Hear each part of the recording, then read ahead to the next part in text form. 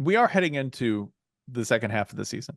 We are. The conclusion right now, as it stands, if we look at the Constructors' Championship, we have Red Bull sitting at 408 in terms of points, McLaren at 366, Ferrari at 345. So not a huge gap between those two teams at all. Mercedes in fourth with 266. And then we progress through the also rans, goes Aston, uh, RB Honda, Haas, Alpine, Williams, and then Kick, Sauber, Ferrari, Bottas, .com.biz. That's what we have in terms of the total uh, order. However, it's a little more interesting than you might think. I think it's more interesting. Even the drivers' standings to me have a little bit of wiggle. Yes, Max is massively ahead by 78 points. Currently at 277 to Lando Norris at 199. Lando sitting in second. But then after that, you've got an intriguing muddle in that, 2 to 5, 2 to 6 space because Leclerc has 177 in third. Piastri in fourth has 167. Sainz has 162. And Lewis Hamilton has 150. There's a lot on the line here, not just in terms of actual results on the track and where teams will settle in the offseason, due to where they place. But I think a lot of stuff moving forward is weighted heavily on how the second half of the season. And by that, I mean into 25 and beyond. So do you want to play a little like upshift, downshift, a little Ooh, best case, worst case for, say, sure. the top five teams? Let's do it. Should we top five? I mean, okay. Yeah, Well, we could. that would include Aston Martin. And they're like 200 points behind Mercedes. They are many points, many. But okay, I'm down. Yeah, best case, worst case for some of these teams is, just pick up some checks. Pick up some checks. Go see some interesting places. You know, Yeah. enjoy your job. Get a lot of Hilton points. But think of like a sports writer, Jessica. That's right. Yeah. A lot of Hilton and Marriott Get points your are just Delta One waiting out points. there. Okay, let's do it. All right. So do we want to start from the top or I from do. I bottom do. up? Okay, let's do it. Currently in the lead in the Constructors Championship, Red Bull. Red Bull. Best case, Jess. Best case for Red Bull, they win both championships without a lot of controversy. Mhm. And I think Sergio Perez sort of like pulls his weight for the rest of the season. And like, I think we should probably state that these aren't predictions and these aren't things that will happen or are likely to happen. These are best case scenarios. Best case scenarios, Sergio makes it to Q3 for the rest of the season, which is not something that's likely to happen given the way his season started. But Yeah. I think like Red Bull, when you have competitive McLarens chasing you and competitive Mercedes and Ferraris chasing you, having both cars being able to finish with good points is going to be really important to get the constructors championship. Yeah, agreed. That's their best possible case. I think the worst case for Red Bull, that's where we start writing a little bit of like, fan fiction for other teams. The worst case is that the vibes about Max wanting out at one point become stronger. We get a lot more public sniping and a lot more kind of backdoor sniping in the press, a lot of leaks, a lot of, team sources tell me Max Verstappen is very unhappy. Additionally, you get more steam coming out of the ongoing tension between the principals at Red Bull. That really has not gone away. It's just been quieter, but it's still very present in terms of who will be there post 2024. And then I think if Sergio Perez's nervous breakdown just sort of, continues like his Yeah. spiral, he's recovered a little bit, but on the whole, if he continues this kind of performance in the second half of the season, that's not going to help the mood or the air in the garage at all. Notice I didn't mention Max's on-track performance because the idea of him being even a step worse, like if his performance degrades somewhat over the second half of the season, he's still the best driver and in the best car. So that to me seems like That to me seems like the steady thing in both best and worst case scenario because I don't see him falling off a whole lot.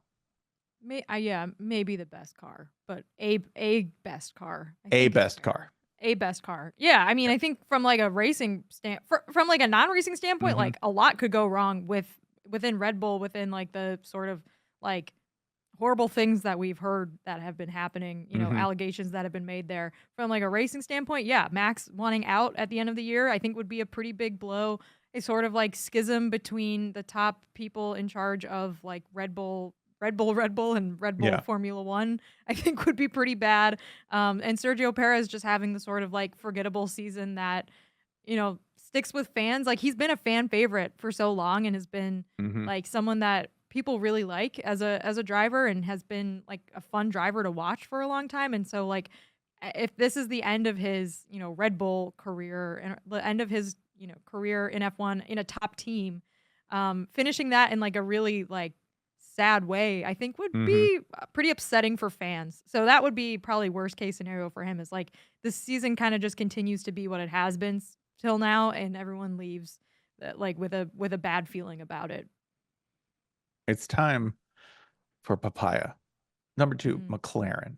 McLaren. Best case IMO is not the craziest idea in the world. They win this whole thing. Like that's Ooh. you're gonna need a hot streak. You're gonna need an impressive performance, but it's not one that by trajectory they're not capable of.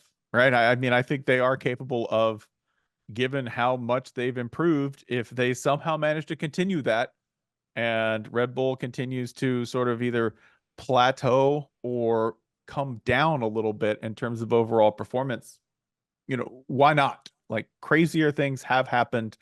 McLaren, it's not likely in my eyes, but like that is the best case that they go out and get a constructors championship out of this. Yeah. Best case is like they start being able to make decisive choices during races to set up both of their drivers for reasonable Mm-hmm. success. But yeah, the worst case is like the flip side of that, which is that we've got a real issue on our hands next year because both Mm-hmm. Oscar and Lando show you that they can both win, and McLaren has to decide who is actually going to be their number one driver, and like I guess the worst side of that would be they don't decide that, which is kind of what happened in the last Yeah. race, and like shit hits the fan for everyone. So yeah, I mean, they could end up with like half of these things. They could end up winning the constructors championship, but at what cost? Like everyone Yeah. hates each other now. But yeah, or they could lose it and still end up in a sort of like awkward battle with two young drivers that have both proven themselves at times and both also had times where, they've shown they're not quite ready yet. And so there's 10 races left where I think McLaren has to sort of sort those things out. Yeah. I think that is the best, the worst, or that is the worst. The next one on our list, I want you to do this best one because I'm not Oh. quite so rosy on them. Um, Ferrari, Ferrari. Yeah, I mean, I feel like best case scenario, we should have known it already happened. They like Charles won at Monaco. Well, we're asking for too much now. They did the thing, and they sold their souls for the rest of the season. What more can you ask? But I mean, yeah, it's just I guess best case scenario is like they make some competent choices throughout the rest of the year, finish maybe like in third in the constructors, or uh, just yeah, I don't know. I mean, Ferrari's still very fast and very good, but like they're still not. It's crazy to see how quickly McLaren has sort of like leapfrogged them this year alone. Yeah, So I guess best case scenario, Charles wins another race, or Carlos wins another race, um, and they finish in third place probably. yeah. Um, the worst case is that they just super Ferrari this, that they just go full mega Ferrari fiasco where, lightning strikes Charles, every single time he takes the track. Maybe literally, hopefully not. I mean more metaphorically, but I never rule that out when it comes to this version of Ferrari. That Carlos is just checked the hell out because he's already got his ride for next season and Mhm. nothing's at stake.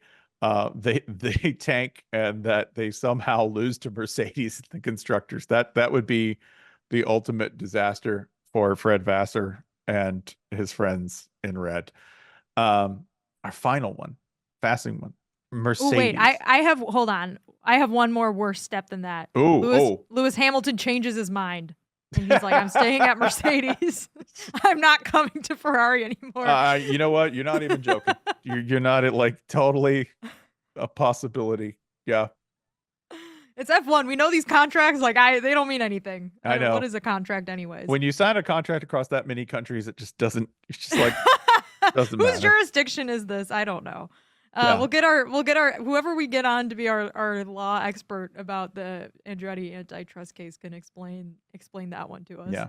And yeah, real quick, Mercedes just man, like best case, Lewis just continues like to improve a little bit. George stops making the kind of mistakes that seem to bedevil him from time to time, and they cheerfully punt, because that's pretty much what they've been doing for a couple of years now. They cheerfully punt on this car and move on. That feels like the best possible case for Mercedes. I think like numerically, if all of the drivers ahead of Lewis just like suck for the rest of the season and he wins every race, like he could win the drivers championship. So Yeah. let's put that one out there. I'm trying to do math really fast in my head and I can't, but you know, I don't think he's out of it yet. So if we're talking best case scenario, that one's got to be in play. Not that it'll happen, but yeah, I mean, best case scenario is that like, look, Lewis is one of the only drivers this season to win multiple races. So yeah, win a few more races. It was awesome when he won in Silverstone. Fans love that. It was great. And then worst case, I mean, kind of where they are, like, because you can't. How's this? You're not gonna fall down to Aston. That's the good news. No matter how badly this goes, you probably won't have a Lewis George feud because Lewis is on the way out, and George just doesn't seem to be the kind of guy who would go sour. But who knows? Maybe we just get evil George for the rest of the rare appearance of evil George every single race. That could happen as well. Yeah, I mean, so like had the whole weight thing not happened at the last race, like I feel like the worst case doesn't feel like it could be as bad. But now I'm like, worst case is like George just like stinks for the rest of the season, and Mercedes is like, oh no, Lewis is leaving, and we don't know. We've put all our eggs in the George Russell basket, and it has toppled over. So I don't know if that is likely, but I guess there could be some regression with the Mercedes and end up sort of where they were to start the season, and then but like also next year you don't have Lewis Hamilton. Yeah, yeah. Ah, so much. I don't know. There's so much to come. Fun times.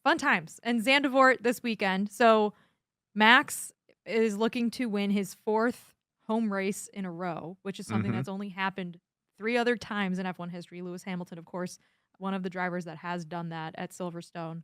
And also read this little stat in Motorsport Magazine. Red Bull is winless over the last 4 races for the first time since 2020. That's crazy. And it's going to rain all weekend, apparently. So we're in for perhaps a treat, Spencer. Anything to liven up a race where there isn't a whole lot of room to move, because this is a twisty, windy track that is very narrow. Passing will be at a premium. Much easier to pass somebody if they happen to have slid off the curve in front of you. So that would be the one thing that I think would make this race extremely compelling, is kind of a wet mess. Bad news for those expecting different results. Max Verstappen loves running in the rain.